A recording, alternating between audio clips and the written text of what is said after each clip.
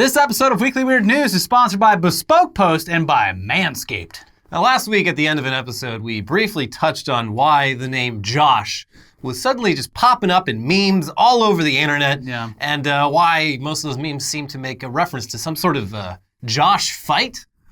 And to quickly recap you on all that, just over a year ago, on April 24th, 2020, when everyone was really starting to feel the boredom and isolation of the early pandemic, a guy named Josh Swain went on Facebook and messaged every other person that he could find who was also named Josh Swain. Josh Swain wrote, "You're probably wondering why I gathered you all here today," to which Josh Swain, a different Josh Swain, replied, "Because we all share the same names."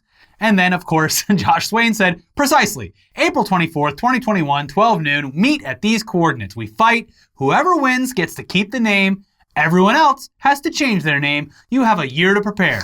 Good luck." Now, a screenshot of the conversation, it quickly went viral because that seemed at the time to be the entire point of the conversation. It was very funny, yeah. It's just it's a funny thing. Here's all the people with the same name. Fun. Yeah. But look, memes have a very short shelf life, so obviously people would forget about it. But no, this year, people have been hyper-focused on certain things, and this is one of them. Encyclopedic photographic memory of memes. Yeah. As April 24th, 2021 approached, those who remembered, they made sure to remind everyone that the Josh fight announced the year before was soon approaching and that everyone should prepare and get ready for it. Yeah, if you're Josh, it's time. And it's also like the internet kind of like, rallied up the local area near Lincoln, Nebraska to be like, you guys are hosting this. You should prepare for it. You should be aware that check and see who owns the land there. That we'll did become an issue. But yeah, I mean, could this meme really cross over into reality? Were any of these Josh Swains really going to travel to those GPS coordinates in the middle of Nebraska to fight over who gets to keep their name? I mean, we were pretty skeptical. Here's what we predicted last week. Whether anyone actually shows up to this random field somewhere off of Interstate 80 in Nebraska is anyone's guess, but you'd have to assume that no one actually named Josh Swain will be there, and it'll most likely be a few local Redditors coming together for a meme, if anything. This is basically like the Raid Area 51 event, except even less viral, and would have to just consist of a bunch of people with the same name booking flights across the country in order to fight each other for there to be any point to this at all. No one's going and taking their first post-COVID vacation to fucking Lincoln, Nebraska. I'm sorry. And look, folks, this rarely happens, but when it does, we do have to be straight up with you. It would appear that in this instance, we were dead wrong. And I'm happy to be wrong this time. Yeah. Although, in our defense, the Josh fight that ended up happening was quite different than the Josh fight that Josh Swain proposed a year ago. Sure, but look, this is a success no matter which way you slice it. I'm just saying, we were like, oh, that's not going to happen. But we were responding to the initially proposed Josh fight, not what ended up happening.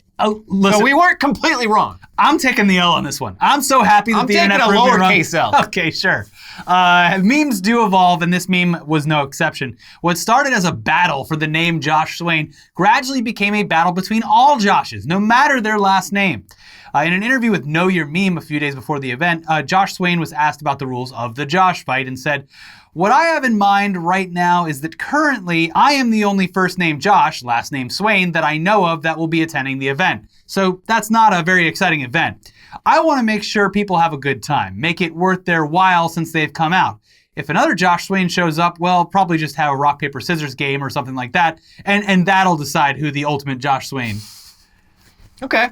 And asked if that meant that there wouldn't be any physical fight at the event, Josh Swain said, "There will be no physical fighting at the event. Somebody actually messaged me and was like, hey, I'm from a local university and I could bring boxing gloves and we could do shadow boxing. I was like, no, that's not happening. That is not going to be occurring. There's no physical violence at this event." Yeah. This meme has kind of evolved to where it's not really just the Josh Swain fight, it's also any Josh, and so we've decided to add a secondary battle afterward, which is a pool noodle fight. So everybody's going to bring a pool noodle. It's going to be essentially like fencing on a large scale, pretty much the honor system. I think we will have a few referees there to make some calls, but it's for honor, so I think people should be able to own up to that. We'll see.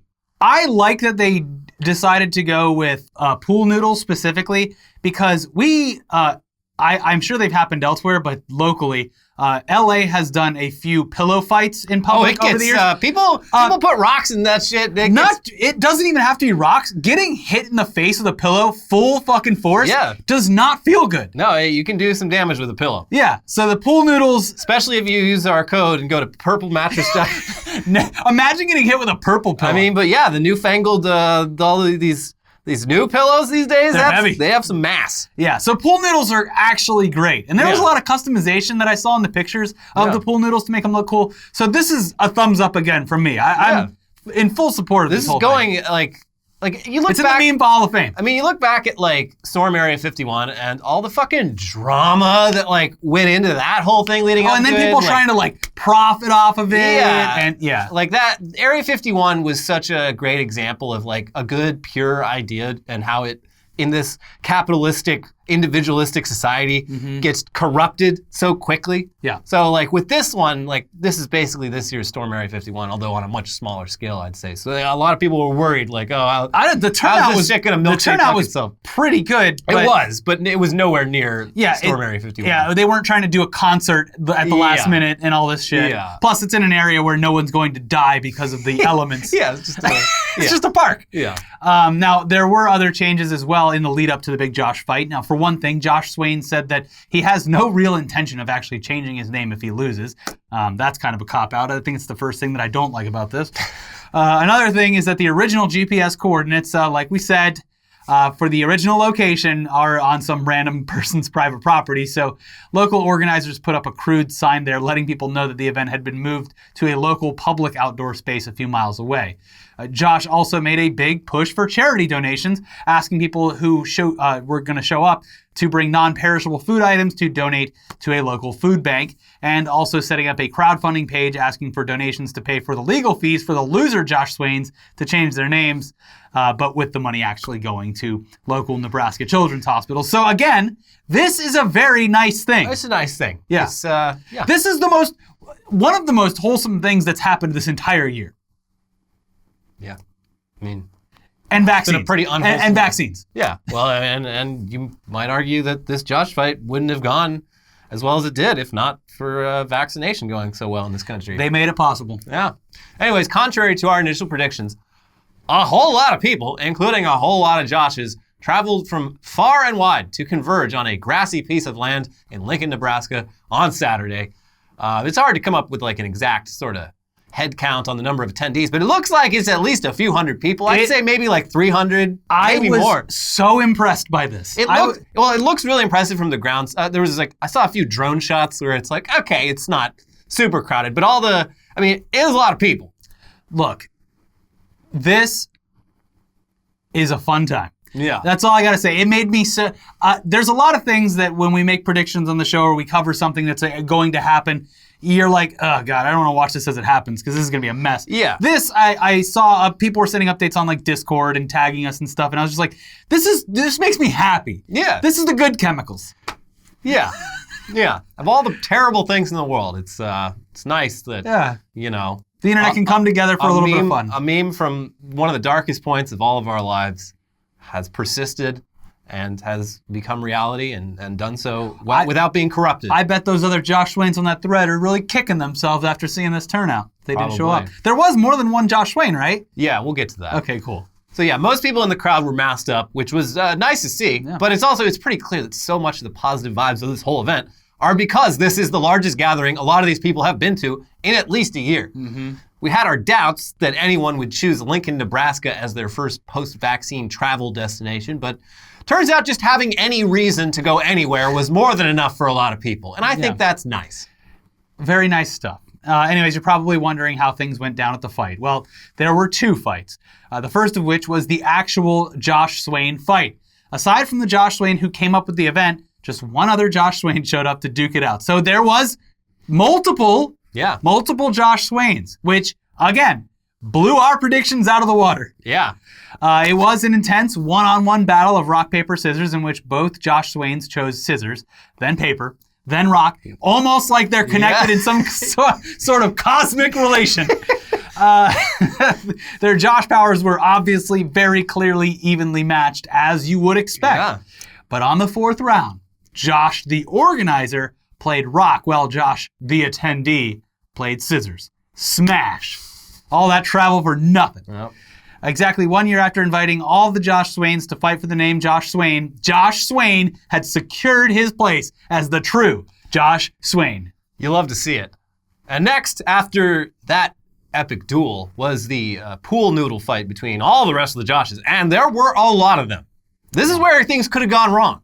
This is where you could have had some asshole like you get at these pillow fights who just takes things a bit too far. I taped razor blades to my pool noodle. Yeah.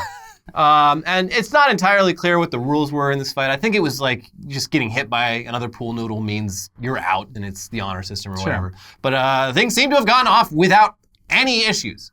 And in the end, the one true Josh ended up being a 4-year-old boy, Josh Vincent Jr., a.k.a. Little Josh, who was awarded a Burger King crown. Oh, no. And an AEW championship belt. That's cool. And lifted above the crowd in celebration. The Burger King crown is having a moment right now online. Are you aware of this? No.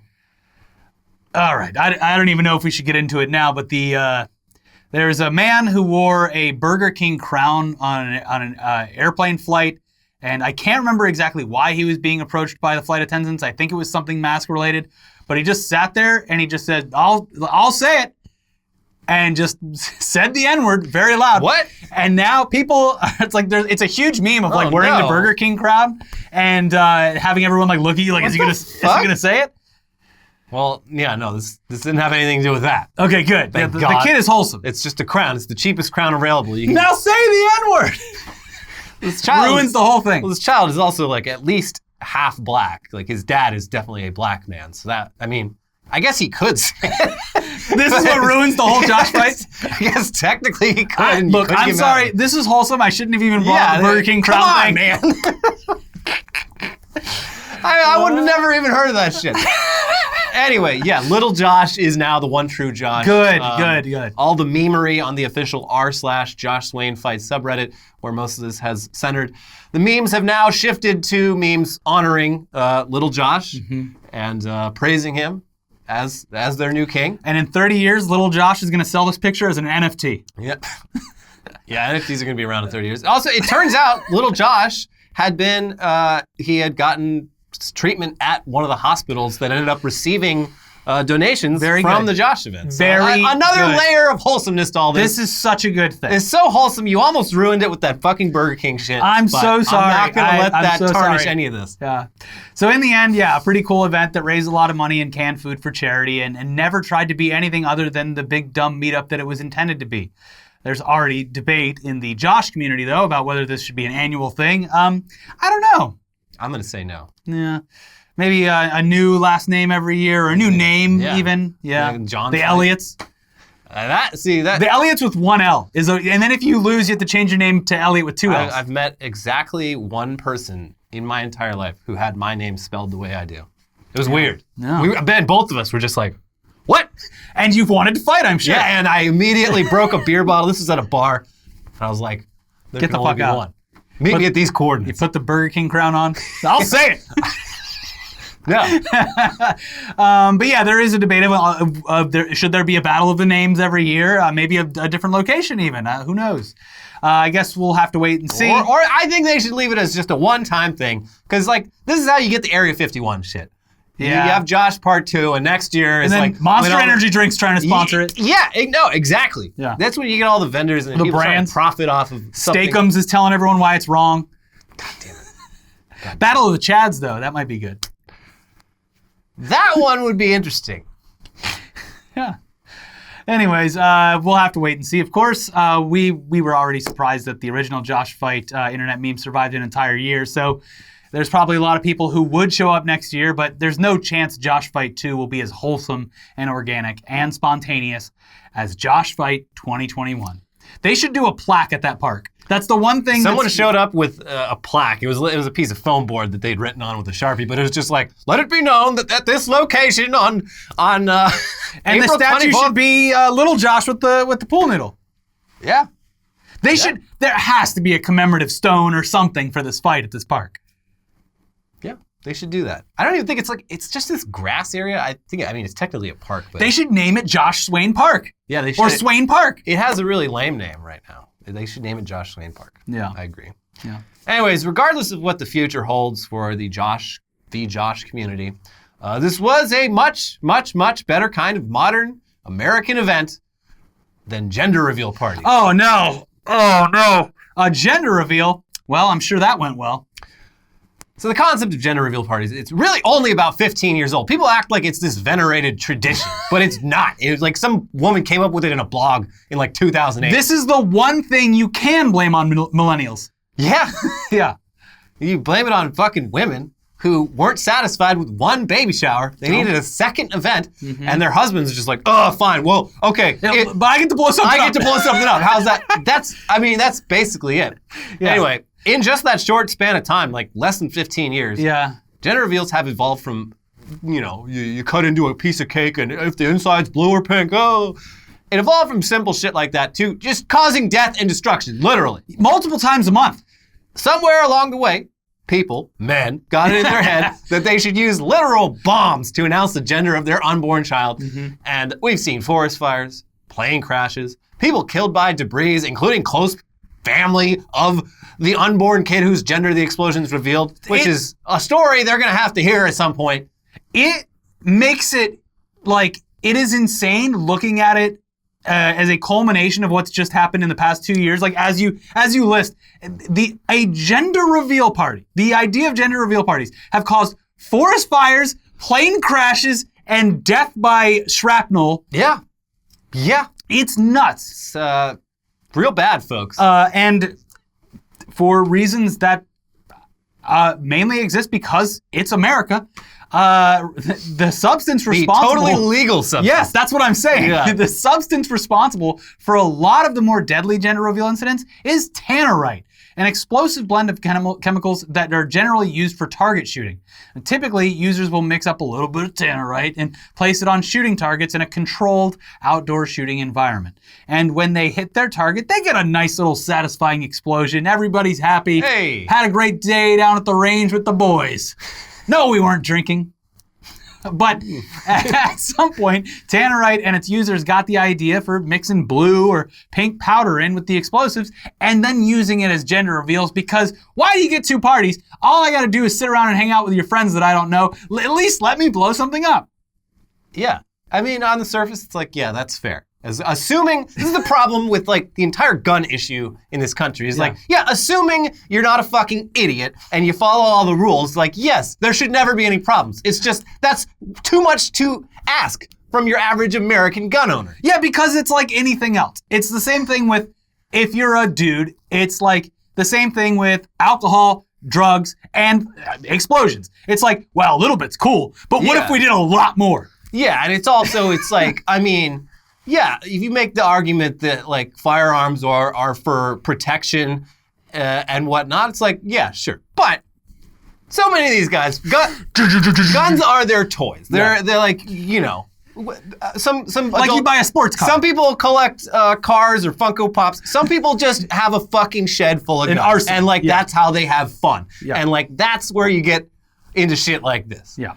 Anyways, again, in a safe, controlled environment with the proper precautions taken, using tannerite isn't really that dangerous, but you can always count on idiots to take things too far.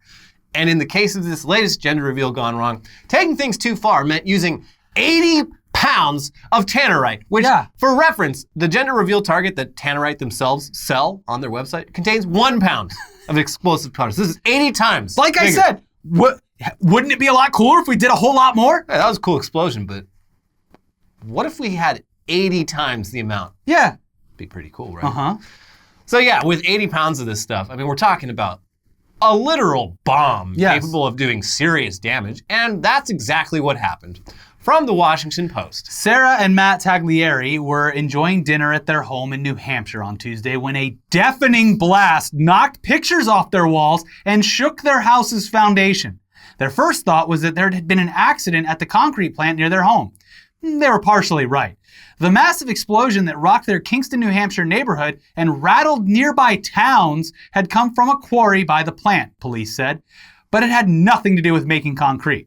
Instead, a man detonated about 80 pounds of explosives as part of an elaborate gender reveal party stunt, Kingston Police Chief Donald Briggs Jr. told the Washington Post in an email. No injuries were reported, Briggs Jr. told the New Hampshire Union leader, but the blast frightened neighbors, left nearby homes with cracks on their walls, and appeared to turn the local tap water brown. This man's the Joker. Which gender is the brown tap water? So yeah, the explosion was so huge and so loud that it was felt and heard in multiple neighboring towns miles away. And several local residents are saying that it cracked the foundations of their homes, which is a potentially very expensive problem to have. Yes. At the very least, it brings your property value down quite a bit because whoever you try to sell it to next is going to show up and be like, what's that? Hey, if you had a cracked property before, though, it's a great insurance scam. It really is. My property's cracked, too! That's from the Tannerite. So yeah, the guy responsible for the blast, the dad, I assume, has turned himself in, but any charges he's going to get haven't been announced yet. I did it. It's like it's legal and, he had permission to do it. Look, he went way overboard, but at least they did it in a quarry. Yeah, I'm sure this guy thought he was doing everything by the book and super safe. Except for the 80 pounds of explosives. Yeah, that's where he went a little overboard. But yeah, like it said in that article, after the blast, people's tap water just in the surrounding areas suddenly started coming out looking brown and disgusting. So there could be, damage to the fucking sewage system. He poisoned the water supply. He really did. Yeah. So anyway, yeah, in case you're wondering, it's a boy. Oh, so we can expect more of this 30 years down the line. Yep. Just like my father before me. I will poison the town's water supply with an explosion. Now, over-the-top gender reveals are really no surprise, though, in this country. Just look at how ridiculous weddings have gotten. That's an important day, but is having your dream wedding really worth going to serious debt like so many couples do these days? Especially when, statistically, a good chunk of those couples are going to be divorced before they're done paying off their wedding. I've known about multiple people who were still paying off their wedding after their divorce. It's silly. It's very silly. But the wedding industrial complex has convinced everyone that it is totally normal to spend an entire year's salary on a single event lasting just a few hours. And dare I say, not just that bullshit's fault. It's fucking social media. Yep. It's Instagram. It's all Pinterest. That bullshit. Yep. It's keeping up with I don't even know what keeping up with the Joneses is these days, but it's basically that. Just like, I need my wedding to be the best thing on Instagram. Yep. Anyways, what if you could have your dream wedding without going into massive debt? You could go down to the local government office and just sign some paperwork. No, I want the dream wedding. I want it to look great on the internet. You could put a down payment on a house instead of doing a wedding. No. I want my one special day to be the most special day anyone's ever had. Raul, recently a couple in South Florida tried a very unorthodox method of cutting the costs. From NBC Miami, Courtney Wilson and Shanita Jones invited family and friends to their dream home and estate for their weekend wedding celebration. The ceremony Saturday, brunch on Sunday. There was just one problem. The couple didn't own the 16,300 square foot mansion and didn't have permission to use it. The suburban Fort Lauderdale estate had everything: a bowling alley, swimming pool with a waterfall, hot tub, tennis courts, a gazebo, and an 800-foot bar. Wilson said it was God's plan that the couple marry there. But despite what the invitation inferred, the actual owner, Nathan Finkel, never gave them permission to hold the festivities there. He was stunned when Wilson showed up Saturday morning to set up, and he called police. Quote, "I have people trespassing on my property," Finkel told a 911 dispatcher, "and they keep harassing me, calling me. They say they're having a wedding here, and it's God's message? I don't know what's going on. All I want is for it to stop. And they're sitting at my property right at the gate right now." Two officers told Wilson he would have to leave. He did, and no charges were filed. Quote, "I don't want to talk about it," Wilson told the South Florida Sun-Sentinel. There's a bunch of Joshes just showed up at my front gate. Anyways, the bold plan apparently involved the groom showing up to tour the estate as a potential buyer several months back, then later asking if he could host the wedding there. And at least he asked. The owner did say no, though, but that wasn't the answer the couple wanted. And obviously it wasn't what God wanted either. So they just went ahead and invited all their guests to this guy's mansion anyway. It seems like they may have assumed that the property was unoccupied while it was up for sale, but that was not the case. No, it wasn't. It sounds like rather than save a bunch of money, they just ended up wasting a bunch of money because they had various wedding vendors who showed up for a wedding that couldn't actually take place. But what if it had worked? I mean, it was worth a shot. I mean, our friend had a beach wedding without the proper permits, and it was just like, everybody go now. Get the photos. Let's get the fuck out of here. The lifeguards came over, and there was a park ranger that came over, and the lifeguards like defended it. They're like, they've been doing this for like 20 minutes. It's all good. I think they're almost done. Yeah. It was like that. Yeah, they like built this thing really quick, had the beach going. Everyone ran onto the beach. Yeah. And then afterwards it was just a picnic on the beach. Yeah. So I mean, that could have gone wrong, but it worked out, and like it was great. There was risk. And they spent $0 on a wedding location. Yeah. So I mean, doing that with someone's house, a little bit more risky, but I mean, there are ways to bend the rules and save some money and have a beautiful dream wedding. Yeah. You just gotta assess risk a little better, I think. You do it. I did it on a golf course where you couldn't see the golf course.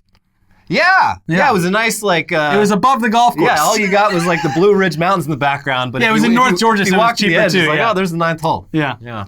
Anyways, speaking of Florida men, the subject of this next story isn't actually a Florida man. He's a Nevada man.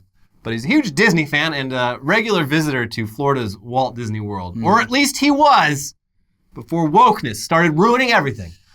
In an op-ed published in the Orlando Sentinel titled, "I love Disney World, but wokeness is ruining the experience," Jonathan Van Boskirk, a grown-ass adult, aired out his grievances with the supposedly happiest place on earth.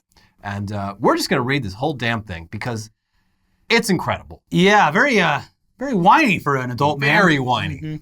My family and I have been loyal Disney customers for decades. We vacation at Disney World every year. Stop you right there. Go somewhere else, please. He lives closer to Anaheim.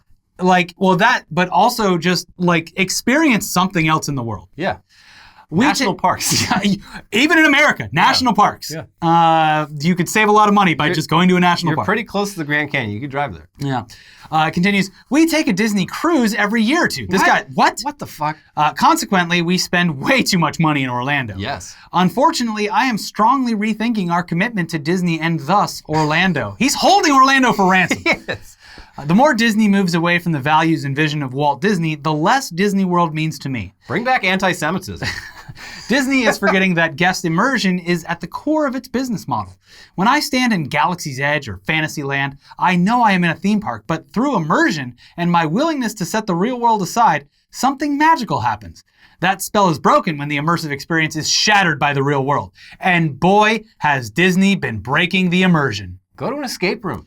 There's a lot of things to do. Get a fucking Oculus Rift, dude. Yeah. Immersion. Jesus. And also, like, oh no, Orlando's shaking in its boots because this guy's not coming to Jonathan! Jonathan, come back! Please bring all of your hundreds of dollars that you spend to Orlando. I mean, some people drop thousands fucking of dollars. Insane amount of money on But this still, shit. it's like, I don't think Orlando's gonna be hurting because of this guy. Yeah. Anyway, it continues. Recently, Disney announced that cast members are now permitted to display tattoos, wear inclusive uniforms, and display inclusive haircuts. Disney did all of this in the name of allowing cast members to express themselves. Problem is, I'm not traveling across the country and paying thousands of dollars to watch someone I do not know express themselves. I am there for the immersion and the fantasy, not the reality of a stranger's self-expression. I do not begrudge these people their individuality, and I wish them well in their personal lives. But I do not get to express my individuality at my place of business. What's next? Is Disney going to end the rule barring onstage cell phone use by cast members as an infringement on self-expression? You know, it really takes me out of the illusion when I walk through the parking lot after Disney's shut down and I see all the cast members sleeping in their cars and eating out of dumpsters. Yeah, they should do something about that. Yeah, also, like, Look, I don't know. I don't want to say the wrong thing here, but I think Disney, like, with the people with tattoos and stuff, is going to be themed with the areas that they're in and stuff. So it's not. I don't even know. Like, Disney has historically had very restrictive like you weren't allowed to grow facial hair as a man as a Disney employee until it might even still be the rule, but I think I heard they were changing that. But you couldn't have any fake colored hair, even if it was a natural color. And it's like, who the fuck cares? Yeah, like it's really not that big of a deal. But he continues, more broadly, like many corporations, Disney has been politicizing its business. Full disclosure, I am a Christian and a conservative Republican. Oh my God, I would have never very guessed. Big surprise. So the people who run Disney and I do not see eye to eye. Regardless, corporations have always made politically motivated decisions. Usually it is due to the desire to make a profit, but sometimes it is due to the values of the people in the corporation. Walt Disney used his corporation to express his patriotism during World War II and his pro-capitalism beliefs afterwards. By what, union busting? He was historically terrible to his animators and other people. Right, that's capitalism, baby. Yeah, and we love it, don't we? The difference today is that the people who run Disney use social media to scream to the whole world that a decision has been made for political reasons. Disney is in the process of taking the woke scalpel to the Jungle Cruise. Trader Sam is out because he might offend certain people. And when you look at it, the picture of him holding like the heads and stuff like that. Yeah, I don't know who specifically this would offend, but I could see this being offensive. It's also the ride is for children, and it's a man holding severed heads. The whole fucking place is for children. Yeah. Trader Sam is out because he might offend certain people. Every grown-up in the room realizes that Trader Sam is not a representation of reality and is meant as a funny and silly caricature. It is no more based in racism than every Disney caricature of an out-of-touch white American dad. The next time I ride Jungle Cruise, I will not be thinking about the gloriously entertaining puns of the skippers. I'll be thinking about Disney's political agenda. That's a mood killer. Disney proclaims that Splash Mountain must change some of its association with Song of the South. Disney owns Splash Mountain, so it can do what it wants. But if Disney screams at the top of its corporate voice, which is pretty loud, that it is changing it to appease a certain political point of view, now every time I look at the ride, I am thinking about politics. Wait, okay, first of all, they're not just changing, they're completely re-theming Splash Mountain to Princess and the Frog, which makes perfect sense. They're theming it around an intellectual property that, fucking Song of the South was made in 1945 or some shit, and it's been out of print for 30 years. Like, no one knows what that even fucking is. They're changing it to an intellectual property that the children visiting Disney World will be familiar with and more interested in. First of all, the movie's fucking great. The villain in it is amazing. The songs are great. But second of all, Princess and the Frog is themed perfectly for that area because it is in a New Orleans style area where the movie takes place next to the Haunted Mansion and all of the New Orleans themed restaurants and shit.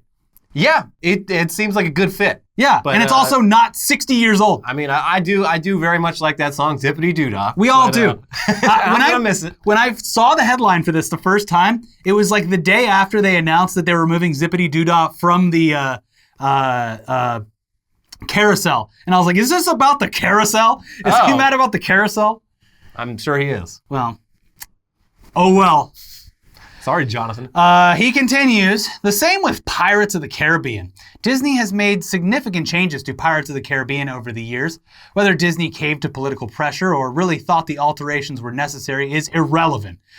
Pirates used to be one of my favorite attractions. My family would always ride it first on our first day at Magic Kingdom. Now we do not even ride it every trip. When my family rides Pirates now, each of the change scenes takes us out of the illusion because they remind us of reality and the politics that forced the changes. Now, hold on. The changes, the biggest changes to this fucking ride over the last, and it's been over the last, 15 years. They took out the real human skeletons. They made it less rapey. That's literally all. They took out the whore auction. Yeah, there was a whore auction. There was pirates chasing, women who are running and screaming from them. And it's no, this is pretty rapey. I see that and I think, what's that pirate going to do to that woman who he's chasing who clearly doesn't want him to be doing that? They are pirates, but again, this is a ride for children. It's supposed to be fun. So they removed that, they changed it. They also added Jack Sparrow, but I don't think he's mad about that. But my family, we go in there and without that fucking whore auction, I just, my kids miss the whores. I'd like to speak to a cast member. There's clearly something missing from that ride. And I just can't stop thinking about it. Instead of just sit there and enjoy it with my family, who, this guy seems old enough that his kids aren't kids. These are adult children, I'm assuming. I don't know. This guy, the one picture of him, he's one of those dudes that looks like he could either be 35 or 70. He's got that can't grow facial hair to the face. I'm not trying to make fun of the way someone looks, but it is funny that specifically they chose a photo where his eye is going that way and he's like, me and Disney don't see eye to eye. I just thought that was funny. And I assume this is the photo he sent to be included with the Me article. and Disney don't see eye to eye. Jesus Christ. Anyway, it continues. Disney World is going to lose us as customers if it continues down this path. Bye. I do not want to have Disney World taken away from us because Disney cares more about politics than happy guests. This should matter to the people of Orlando because if Disney drives away customers like me, Orlando loses money. I could take my tourist dollars elsewhere. I would rather keep spending them in Orlando, but people like me feel more and more excluded by Disney's decisions. God, you fucking baby. The parks are less fun because immersion and thus the joy is taking a backseat to politics. Disney, please return to the values and vision of Walt. The customer experience should be the core of your business model. Immersion should not be sacrificed on the altar of political correctness and appeasing the Twitter mob. The fucking amount of self-importance is fucking, like, publishing a newspaper editorial. Like, you guys, I spend several $100s every time I come here. And or if I leave, the economy of the city of Orlando will collapse. It's like bring back the whores. It's like when they took away Tower of Terror here in Anaheim, and it's like, oh man, that sucks. I really like that ride. And I was like, oh, Guardians of the Galaxy. Well, okay. And then I got off the ride and I was like, that was great. That's a great ride. It's a lot of fun. Yeah, one of the best. Yeah, this is just, I mean, this guy sounds like one of those fucking teenagers that, like, gets mad. Like, you know, oh, the Sonic the Hedgehog's shoes are a different color than they were in the last game. This is bullshit. It's breaking my immersion. You're a grown man. It's just like, I mean, when it comes down to it also, it's just like, look, a lot of these people are just mad that they're old now. And that has very bad emotional effects on people. And when times change, it makes them even more angry because they want things to remain exactly the same as they lived through when they were kids into adulthood. This guy wants to make Disneyland great again. And so he's like, when you have something to blame it on, it becomes easier for them to just point all of their animosity at, like, it's because they're allowing tattoos and haircuts. Like, it's just like, this is what's ruining things. And, like, removing the whore auction at Pirates of the Caribbean. Like, what kind of world are we living in when Disney can't have a whore auction on one of its rides? And it's just like, look, dude, I get it. Getting old sucks. But, like, just fucking, like, like, you can go do anything else. It's fine. No one cares. Leave. He can. He's like, I'll do it. I'll go do something else. I'm like, you should do it. You should. You're getting older in your years. You should go see Yellowstone and Yosemite and the Grand. You should go other places on vacation. Yeah. Like, I think that's a good idea, actually. A lot of those rural towns, they're going to align more with your way of life. It's just like, oh, we're going to the Pirates of the Caribbean less and less. It's like, yeah, because you're bored. You've seen this shit so many times. You inside, deep down, you want to do something else. Which is insane, too, because like you said, this guy lives closer to Southern California, and Walt Disney World Walt Disney wasn't even alive for the opening of Walt Disney World. Yeah, that's... What would he want? I don't know. Go to Anaheim. Dead, yeah. Anyways, so this dude, he got predictably just dunked on across social media. He was the main character. He put himself out there with a target on his face, and people obliged him. And yet, he should have expected that kind of response when he chose to whine about a children's theme park in a major newspaper instead of just, like, going on fucking Reddit or on Twitter. He put his fucking face and a fucking treatise about his Disneyland opinions in a major newspaper. And the funniest part about all of this is that you know he's going back there. Of course he is. Many times. These kinds of people don't know how to boycott things. No, he'll be back and he'll just complain about it. Yep. Yeah.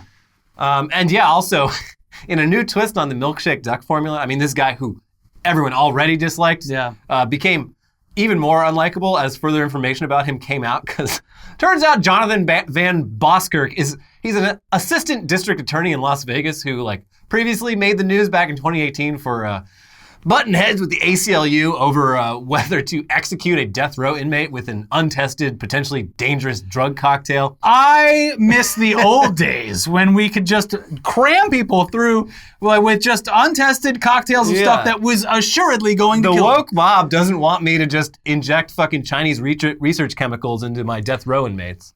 When my dad used to take me to public executions, we used to see them shoot a guy.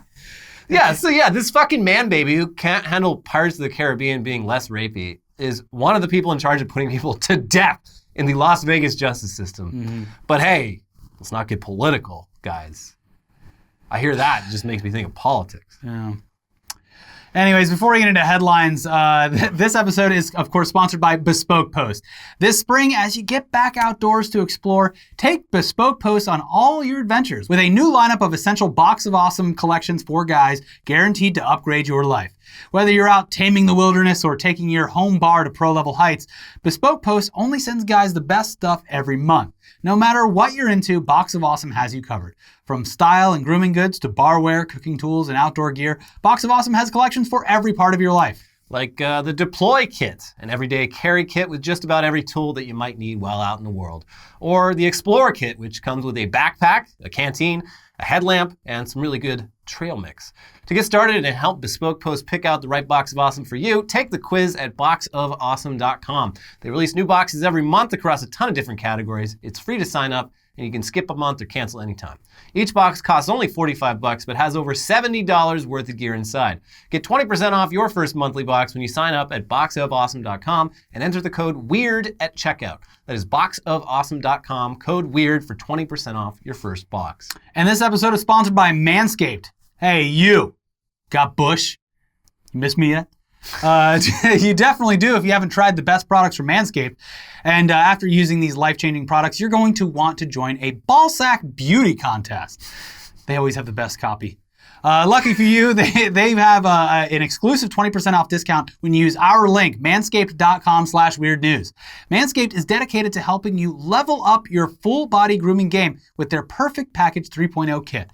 The Perfect Package 3.0 kit comes with the essential Lawnmower 3.0 waterproof cordless body trimmer and a ton of other liquid formulations to round out that grooming routine. This is the best trimmer for trimming your hedges. Buzz, buzz. It features a cutting-edge ceramic blade to reduce grooming accidents thanks to advanced skin-safe technology pioneered by Manscaped. When you trim the hedges, the tree stands tall. The mighty redwood. Inside the Perfect Package, you'll also find the Crop Preserver Ball Deodorant, making sure your balls are smelling majestic before your Tinder date. You'll also find the Crop Reviver Ball Toner, a spray-on testy toner that's designed to make your balls smell irresistible. And be sure to add their refined cologne to your arsenal. With a Perfect Package or Performance Package purchase, you get 2 free gifts. The Shed Travel Bag worth $39 and the patented high-performance reduced chafing Manscaped boxers. To get 20% off plus free shipping, go to our link, manscaped.com/weirdnews. Do yourself a favor and always use the right tools for your bush trimming experience. Get 20% off and free shipping at manscaped.com/weirdnews. Again, that is 20% off with free shipping at manscaped.com/weirdnews. It is 2021, and if you still got bush, change it with Manscaped. All right, now for the headlines. Starting with Italian hospital employee accused of skipping work for 15 years. That's some George Costanza shit. Wasn't a doctor, right? No, he was some sort of then yes. social servant or civil servant. And yeah, I don't know exactly how he did it. It sounds like for at least the first period of it, he was butting heads with his boss over it. But once someone else took over that job, no one knew even knew about it. He was just a line item on the budget. So he was good to go for 15 years until it all came crashing down. What's the result? Is there like some kind of... they say he owes the government about $500,000. He's not going to pay that. What I spent it all. What do you... Skip out on that. I went to Disney World. Also, did you see they took the whore auction out? They took away the whore auction. Fucking bullshit. Yeah, I was going to say, like, if he was like, oh, you got us, you let him go. It'd be a lot different than, like, here in America, if you accidentally take a bite of ham every once in a while, they just wait for you to eat thousands of dollars worth and send you a bill. I forgot about the fucking ham guy. Yeah. It's just like, a slice of ham per day for 30 years, you owe us $1 million. Yeah. Bullshit. Andrew Yang accused of Michael Scott levels of cringe and insensitivity at forum with LGBTQ group. I just love that description from one of the members of this group. I saw a little bit of the video for it, and I don't know if I'd say it was Michael Scott levels, but he was very pandery. He's just like, you guys, you gays, I love the gays. You know, I was just talking to my assistant, he's gay, by the way. And he's like trying to fit in.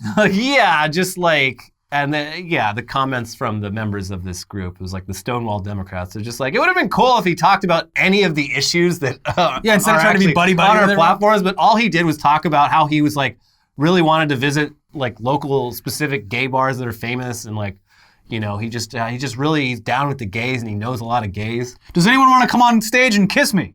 No? No? Men or women? No? Well, I to still show you I how love comfortable I am Yeah. with the gay agenda. Yeah. Is he's still running for the mayor of New York? Yeah, I think he's gonna get crushed. His run has not gone well. He's Well, so, focused on like weirdly specific issues that no one fucking cares about. He's just like, we've had the Dutch colors in the New York City flag for over 300 years. It's time we change those colors to something that the people want. And it's like, no one fucking cares about that. Also, yeah, it's the same type of pandering he was doing like a couple months ago where he's like, I'm in a bodega. Yeah. Everybody, we love our bodegas, don't we, folks? Yeah, there's just so many videos. It'd be like, the Michael Scott comparison would be like if he was like the best pizza and he's at Sbarro. Yeah, it's more like he's like that Will Sasso character that he does in on New Instagram. York. We're here in New York. I'm gonna go down to a little spot called Sbarro. Starbucks coffee. I love Starbucks coffee when I'm in New York. Yeah, it's there's That is what Will Sasso's character would do at an LGBTQ forum. We love the gays. We love the gays. And the gays in New York are the best gays. They're the best ones. I'll kiss a guy right now. Yeah, I don't think he's going to win, but also from what I've heard, just the entire slate of mayoral candidates in New York are all pretty terrible. So Yeah, I don't know. With as bad as things are going, they should just do it like they do in the UK, where you get like Lord Buckethead up there and all the other cast of characters.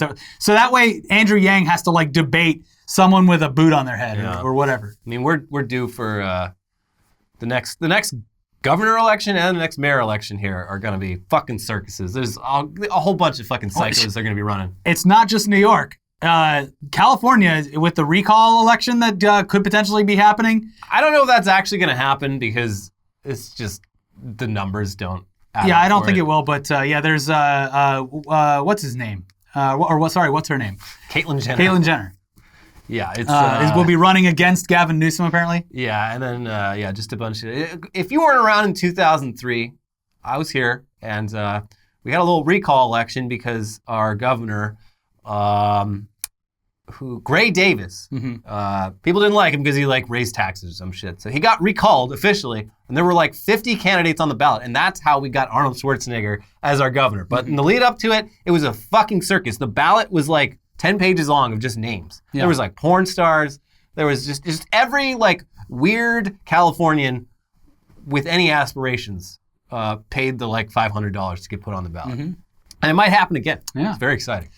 Moving on, Japanese man arrested after dating 35 women at the same time in bid to get birthday presents. Yeah, if this was an American guy, I'd just be like, I did it so I could fuck 35 women. But this guy, it was all about the birthday presents. He never getting any gifts. And it sounds like it was a real pain in the ass. He gave each of his 35 girlfriends a different birthday of his, so he'd have gifts year round. Oh, well, I mean, that's kind of cool. Birthday. Then you have a big celebration every couple of days. Yeah, that's how it works. Yeah. Now, I don't know how he did he have a spreadsheet with his fake birthday for each of these women? I couldn't even off the top of my head name 35 friends of mine that I know in real life. Now that Facebook's gone, I can't do dating 35 women at once sounds really hard. But it sounds like a challenge. He really wanted those birthday gifts, I guess. It feels like you could almost work at something else as hard to pay for 35 gifts. It's just not, it's not the same as when you don't know what's in the box and they give it to you. And it's yours because they gave it to you. And you've duped them into an emotional attraction to you. That's what really gets me off. Yeah. They're giving me this because they really enjoy me, even though I'm dating 35 or 34 other No, I haven't fucked any of the women. The only way I can get off is when people give me a birthday present on a day that's not my birthday. That's so he doesn't have to lie about it. Are you sleeping with anyone else? No. No. Pull up the lie detector test. Yeah. Anyway, apparently he's been charged with fraud. Cool. See how that goes. Next headline. Woman charged with felony embezzlement for not returning Sabrina the Teenage Witch VHS 21 years ago. Who is pursuing this? No one. So this lady, she says she didn't even rent it. She says she was living with a boyfriend in the year 2000, and she thinks one of his kids used her account at the local VHS rental place to rent the tape and not return it. So she had no idea about it. The rental place issued collections, or I don't know, they filed a fucking warrant. They filed charges. And then they, of course, went out of business like every other video rental place did. But the charges are still out there. And she's just like, yeah, I've been laid off from a lot of jobs over the past 20 years, really unexpectedly, out of nowhere. And it was probably because my employers got some fucking automated alert about me having a felony warrant out for my arrest.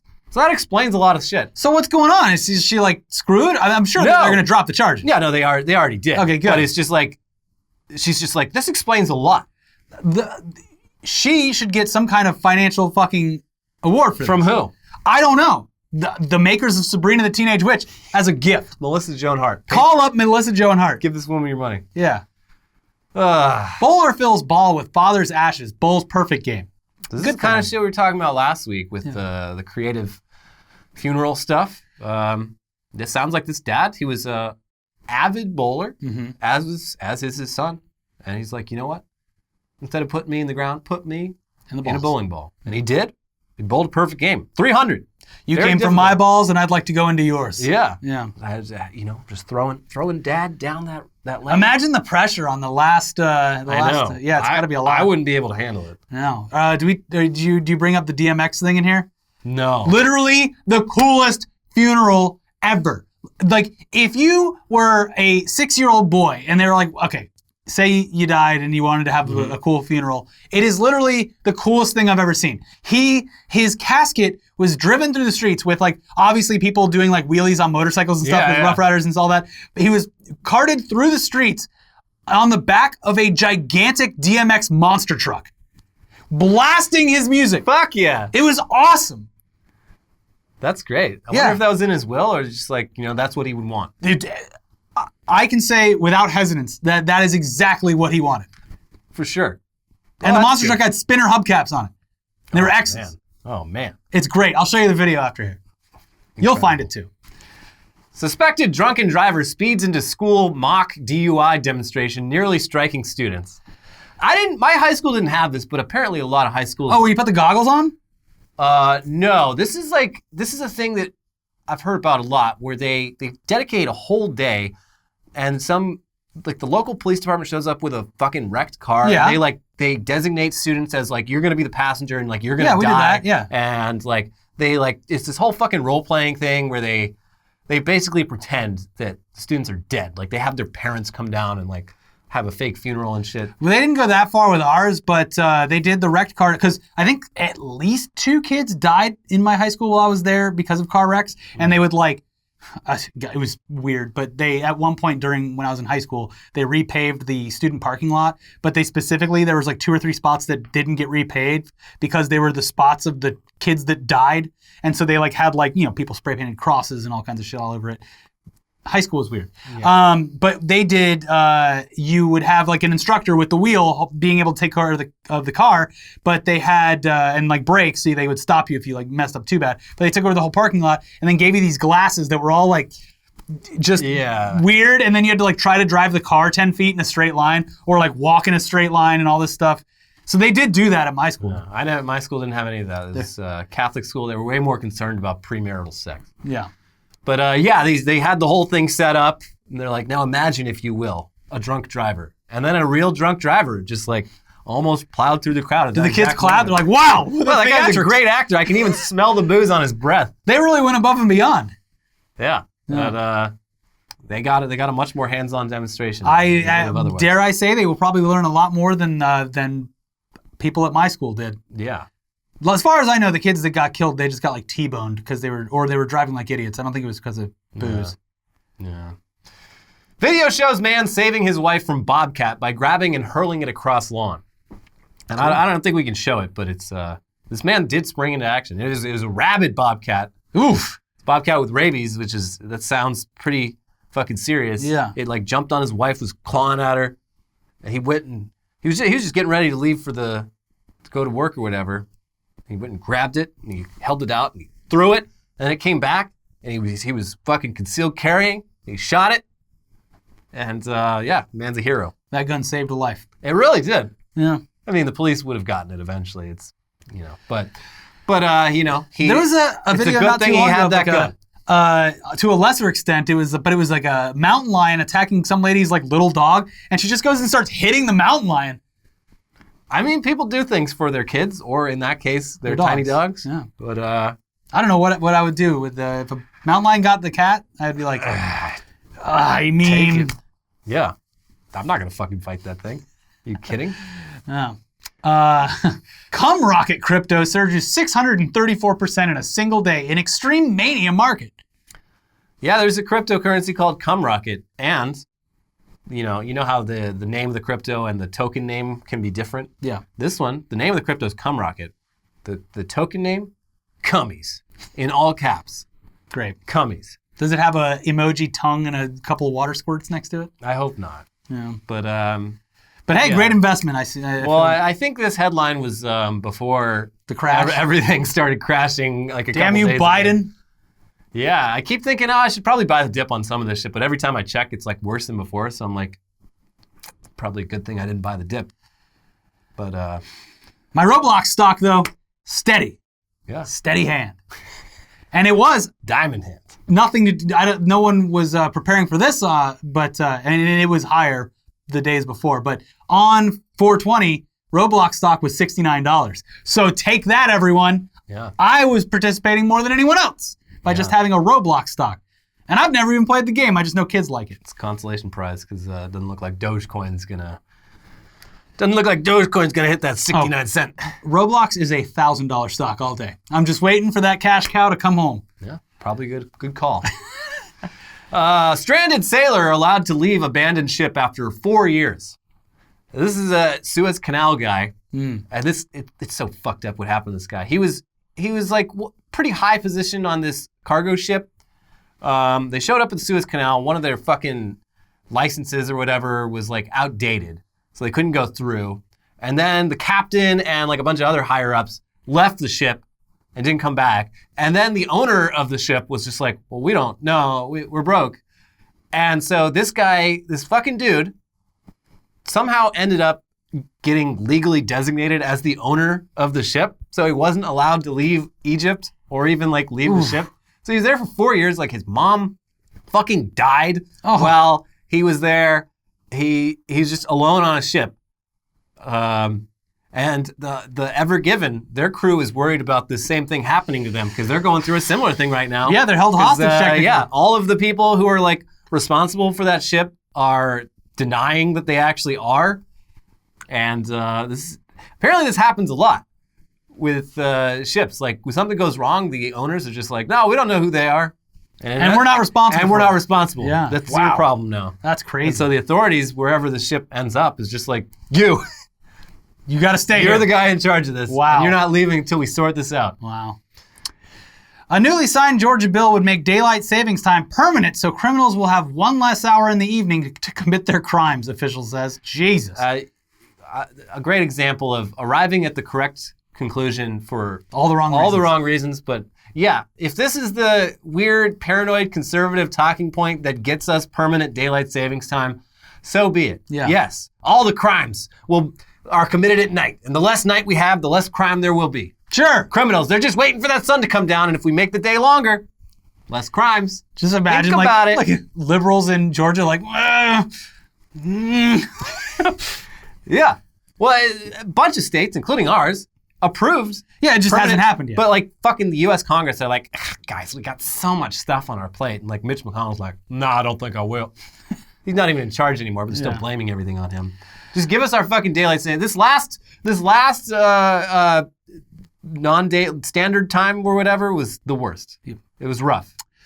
Well, hopefully, fingers crossed. Yeah, please. Anyways, that's it for Weekly Weird News. We are just about at an hour, so we had to get here before an hour. Oh, baby. Because the way YouTube works, no one's going to watch it if it's over an hour. They'll cut us off. Please. So check out our other videos over here. We completely just spent like 20 minutes talking about Mortal Kombat on News Dump. So watch that because no one wanted to watch that because it was just us talking about Mortal Kombat. So give us a sympathy view. And also Tech News Day. We'll see you soon for some more videos. Bye. Bye.